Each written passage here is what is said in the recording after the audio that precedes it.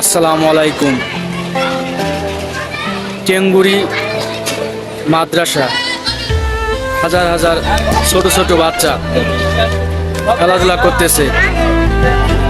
এরা বড় হয়ে কেউ বড় বড় হাফেজ, মাওলানা, মুহাদ্দিস, মুফাসসির আকরাম, ফকিবিদ এরকম হবে।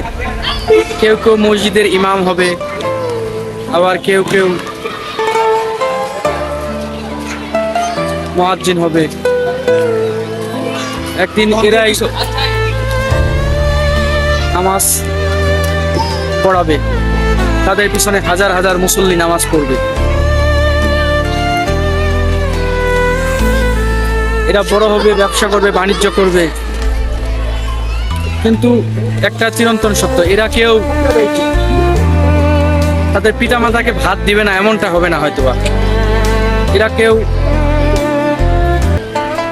মানুষের উপর অত্যাচার করবে না, কারণ এরা মাদ্রাসা পড়ুয়া ছাত্র। এরা কোরআনের পাখি হবে। এরা দেশ জাতির উন্নতিতে ভূমিকা রাখবে নিশ্চিত। আল্লাহ এই বান্দাদের কবুল করুক, এই বাচ্চাদের কবুল করুক। আফসোস লাগে বড়, আমরাও যদি এমন মাদ্রাসায় পড়তে পারতাম। ছোট্টবেলা কত সুন্দর, কোনো চিন্তা নেই, কোনো ভাবনা নেই, কোনো স্বপ্ন নেই। কি প্রফুল্ল আনন্দের সহিত তারা খেলাধুলা করতেছে। জীবনে আসল স্বাদ এই ছোট্টবেলায়, কারণ স্বপ্ন খেলবে, সন্ধ্যা হলে পড়তে বসবে, আর কোনো স্বপ্ন নেই। তবে এই মাদ্রাসাদের এলাকাবাসী, সরকার সুদৃষ্টি দেওয়া উচিত।